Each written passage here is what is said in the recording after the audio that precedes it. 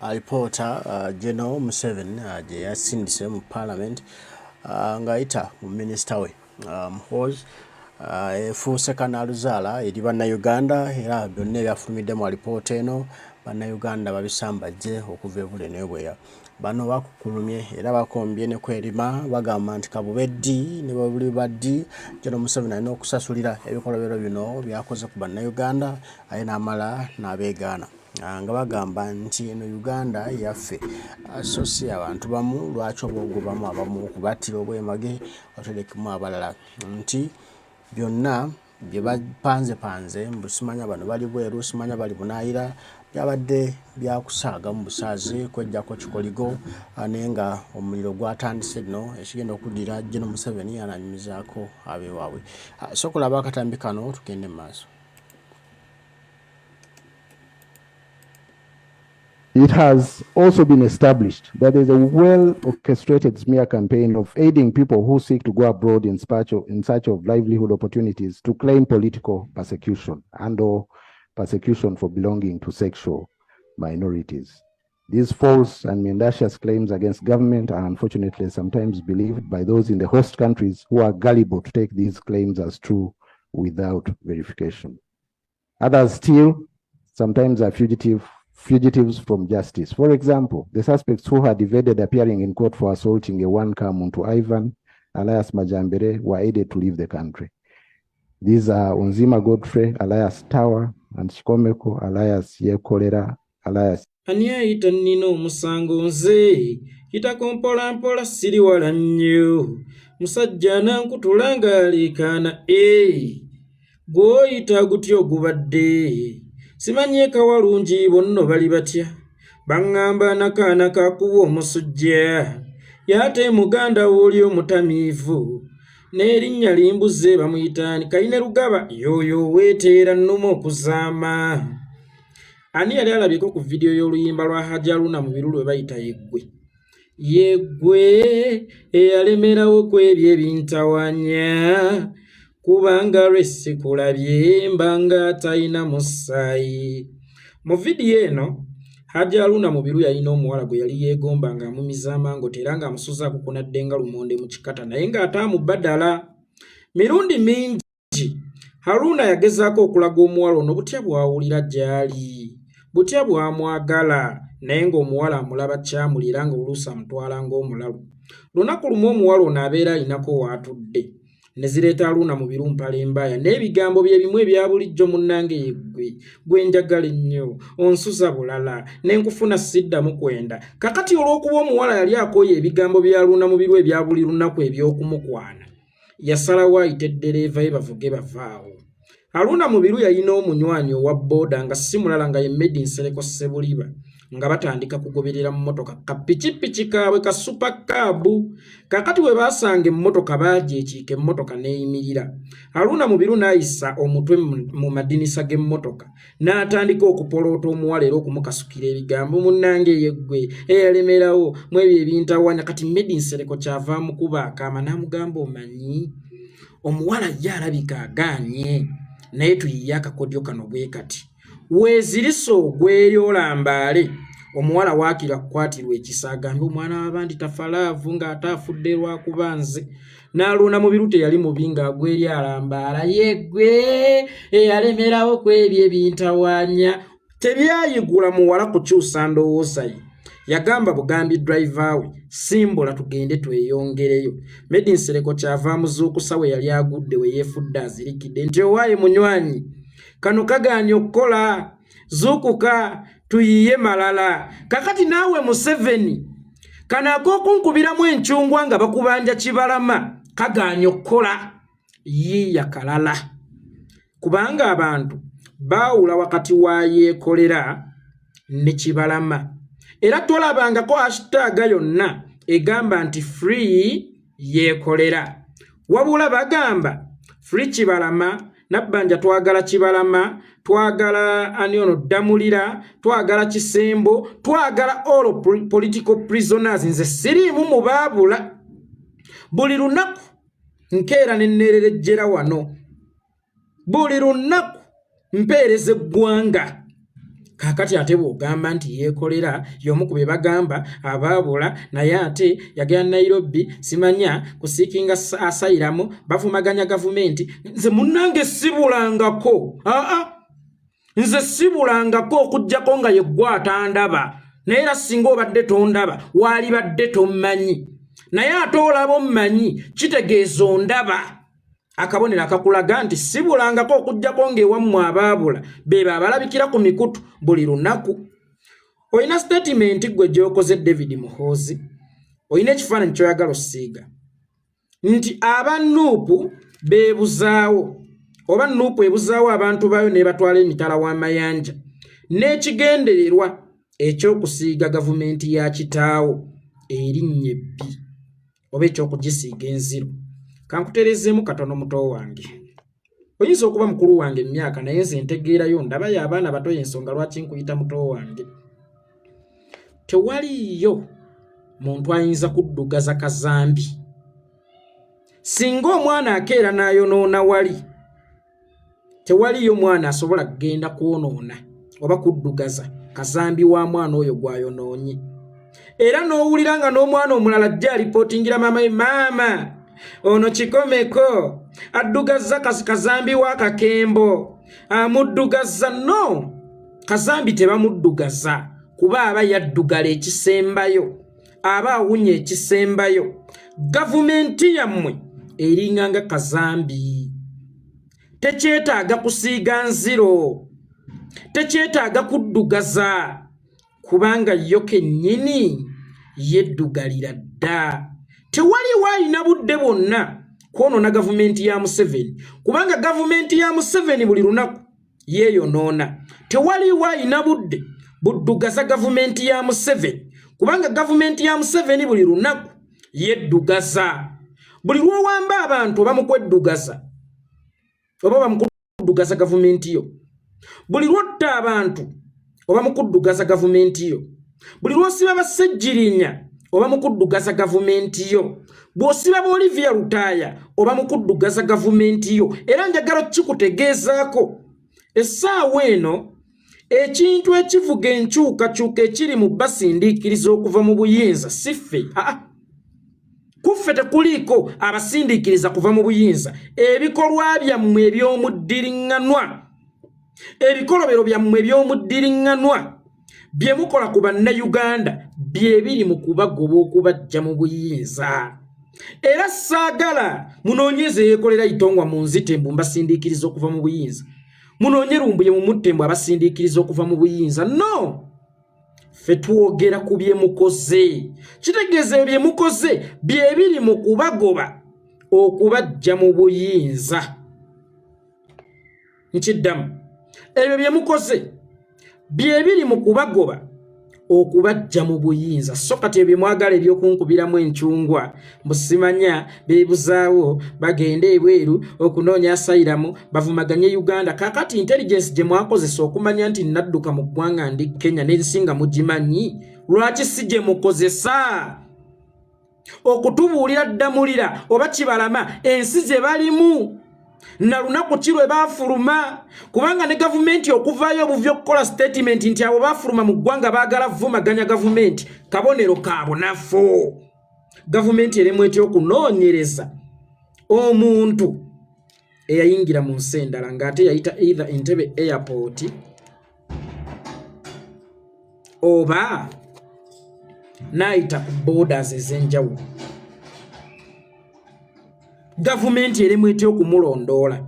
Kale tukkiriza John Bosco Kibalama ali Bulaaya, waliwo omujege yagambwa ali Canada, tukkiriza ali Canada, then mutuwe kubiraga nti ali Canada kubanga mmwe ne gavumenti ya Canada mukolagana bulungi. Mugisabe ebawe ku mutuuzo oba omunonyi w'obubudamu yagende Canada ebimukwatako, awo tukkakkane. Omanyi omuntu bw'obeeranga omulimba ennyo, kano kagenda erimu abalimba, lekangawo ku gaapu y'amazima amatonotono woonaatolokera singa banaaba bakukutte. Naye bw'onaddira emboozi yo yonna n'ogizimbisa ekisenge kye bayita bulimba, mazima n'omubuzaako omuwaatwa waabotolera okuyitawo okulaga ekituufu, mazima agenda kubotola ekisenge ky'obulimba kyonna kikuyiikire osaanewo. Kakati olunaku olwaleero ekisenge ky'obulimba kye mubadde nga mutambulirako kibotose. Eno generation yanjawulo mu ku generation ze zibaddewo. That's why His Excellency Bobi Wine yabagamba ffe tuli ba bulijjo, mwalimba bajjajjaffe ne mulimba ba kitaffe, naye ate ffe temugenda kusobola kutulimba. That is why ababaka aba National Unity Platform nava wano nenkola video Museveni agenda basindikira omubaka we nti mugende muteeso oba abawa alipoota oba abannyonnyole. Mbaga tetwagala alipoota, twagala abantu baffe. Ate bw'osisinkana omubaka wa Museveni oba osisinkanye Museveni, temuwa mwaganya Museveni yadde n'akatono okubapolotera mu matu gammwe. Museveni is a politician, not just a politician, but a senior politician, an expert politician. Amanyi okuzannyira ku bwongo bw'abantu. Bw'omuwa omukisa n'omusisinkana asobola okulaga how innocent he is. Asobola okulaga nekyomugamba takirinaako kakwata omuwaayiriza buwaayiriza. Era abantu bangi nnyo abasisinkanye Museveni ng'ate bagenzeyo bali solid, baavaayo bakyuse ba Eddie Kenzo baani. Buli afunye omukisa ogusisinkana Museveni ne bw'aba ye yali asinga amaanyi mu nkyukakyuka, Museveni n'amutuuza wali ne n'atuula wano. Wallahi ya Mungu simanyi oba akasajja kakozesa ddagala. Kavaayo gwe ndowooza gye wagenze nayo ng'ogivuddeko nga kakutaddemu endala. Yensonga lwaki nabagamba temuwa mukisa musajja kumusisinkana oba kusisinkana mubaka we yenna oba minisita we yenna. Wabula twagala ekintu kimu, kutubuulira nti gundi ali wano, gundi ali wali, kubanga tekirina kye kitwala okutunnyonnyolera nti Ddamulira ali wano, Kibalama ali wano, Kisemba ali wano, n'abalabe munoonya bali wano. Olaba nga kiri layisi nnyo bw'okigeraageranya okutuuza Paalamenti ennamba minisita gy'akinnyonnyoleko.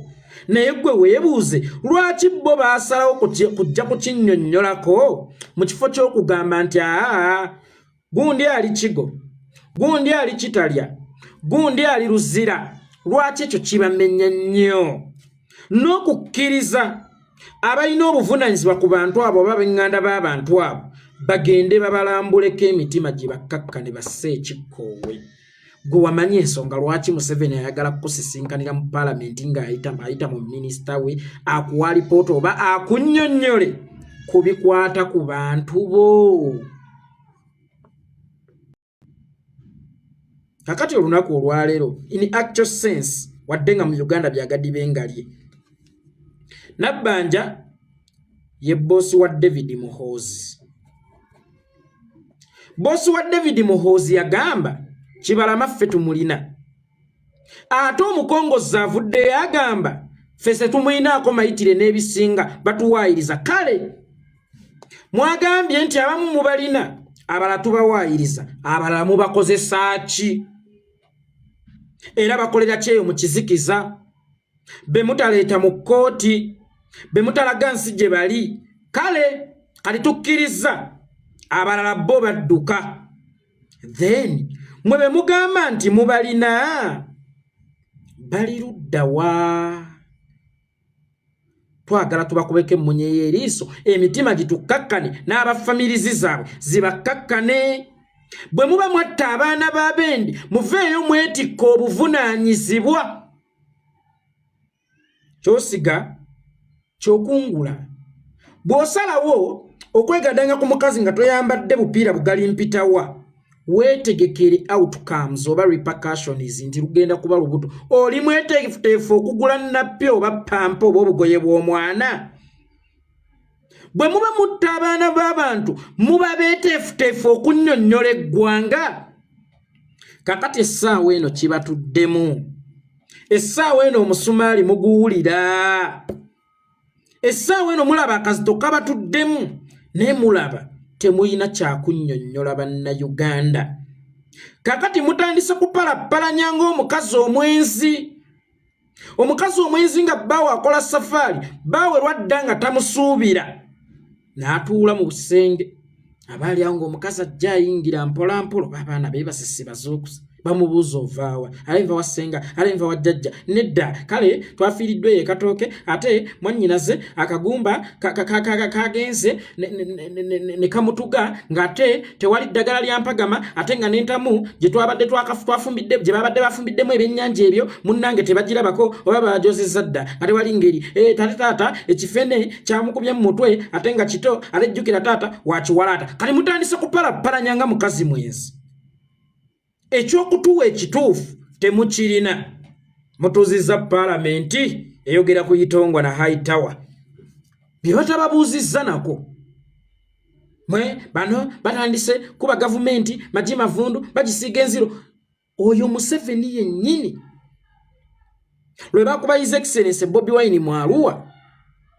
ng'okukuba okukwafiiramu n'omuntu mulamba Yasin Kawuma nga kwalumizibwamu abantu nga Bazake ba Sauda Madada yavaayo n'akola statement nti Bobi Wine was beaten naye yakubiddwamu bulungi kitegeeza nti mmwe kennyini mwenzikiza mu gavumenti yammwe fere tuli kizibu kyammwe yemmwe kizibu kyammwe era mwali badde musobola okufuga senga temwefuukira ekizibu n'ebyo bye mujja mukola ate bye bibasindiikiriza okuva mu buyinza kati mwekwasa bayeekolera Itongwa n'abalala bangi bali mu kkuba egoodi yaffe enziro kyogamba Kasese mwatta abantu misana ttuku si mmwe mwekuba enziro kwolwo era ffe twabakuba enziro ffe twagala ekintu kimu kutuwa abantu baffe ate yeekolera yadduka mu ggwanga oluvannyuma lw'okukuba majambera akatambi mukalina ondabira oba nze ndi muzimu oba mama ndi mutono nnyo nnyinga akawuka nti ne mu kamera sirabikiramu ate nga wano oli mukunda yadduka mu ggwanga olw'okukuba nze majambera nziruse mu ggwanga singa era nali namukuba obwo busonga butono nnyo abumba kubanga empi singa nali namukuba singa ndi kyaddondo naye ekyanzirusa mu ggwanga mwenna mukimanyidde ddala bulungi nti Muhoozi Kainerugaba bwe mufaananye erinnya yatowa order olunaku lwali lwa 6 nga nnina okukwatibwa by all means banfune either bantwale nga ndi mulamu oba nga ndi mufu amawulire mwagalaba era baakuba oyo Dr. wa the flashlight emiggo bubi nnyo abatwale wa Itongwa kati ng'amanyiye ati nze by the way n'abantu bajjanga ewange oba bo we balowooza nti wange oyingira ku gate oti kumbe eri obuukidde mabega gugenze watuufu gy'osula musajja atu ne bamukuba emiggo ne mugenda ku giradiyeeta ebbaala eyo eyawa ne masanafu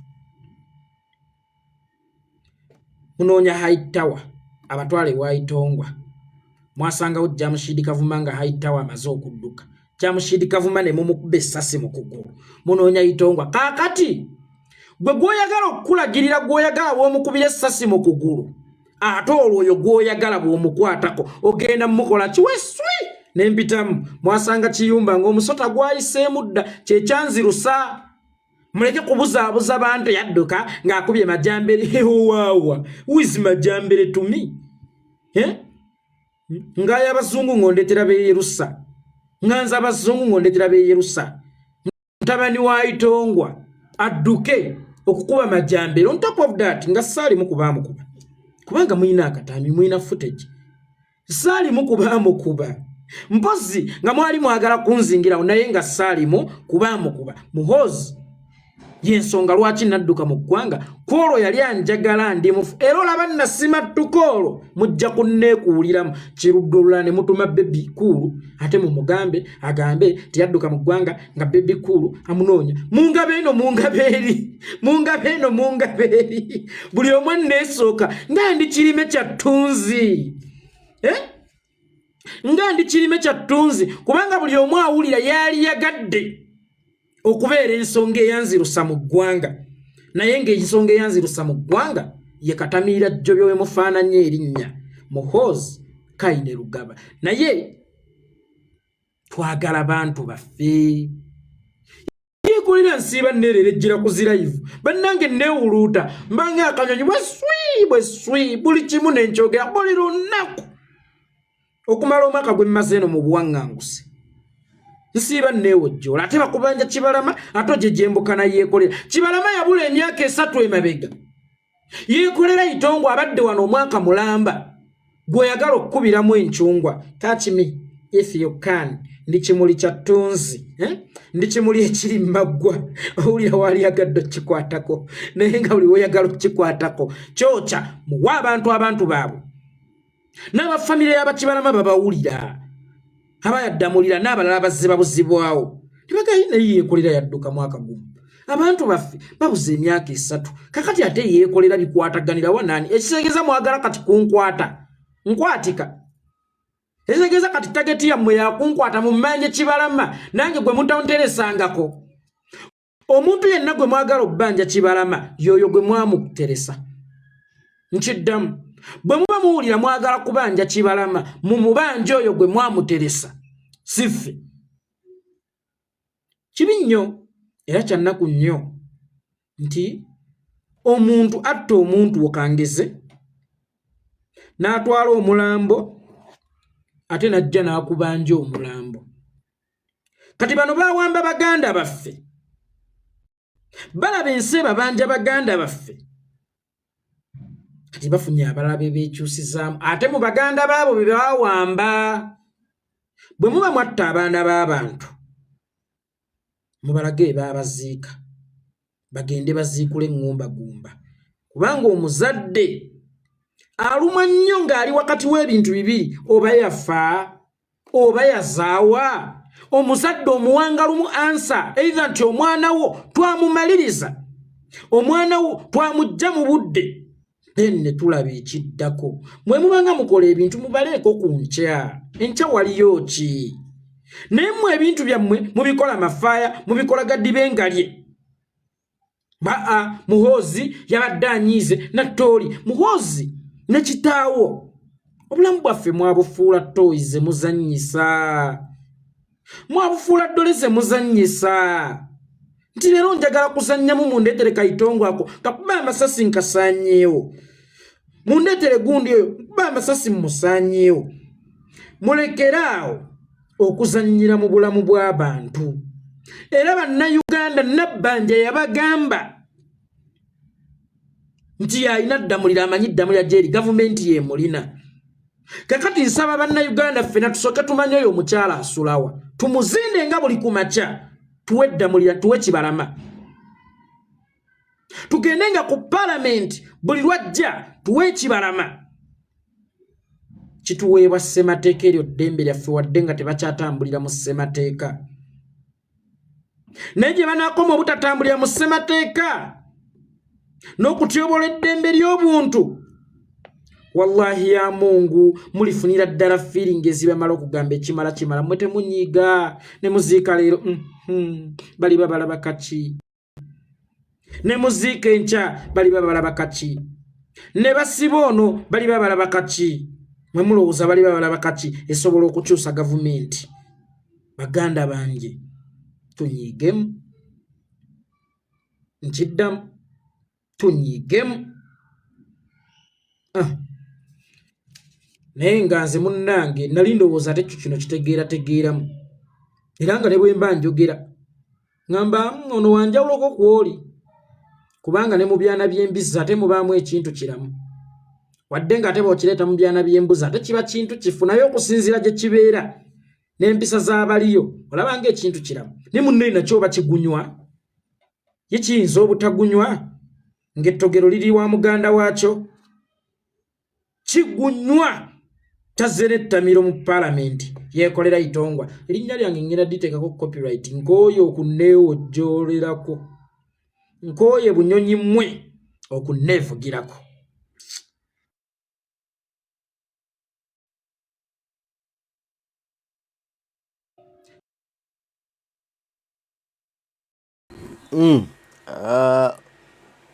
Obuvunaanyizibwa bwonna busigala buli eri ggwe nange okwetaasa ku bigenda mu maaso mu ggwanga lyaffe. Bwe tuteeka embe bwe tuteeveemu bwe tuteerwanirire tewali agenda tutulwanirira okuggyako ffe bannayuganda tulina okwerwanirira tutaasa ensi yaffe tutaasa eggwanga lyaffe.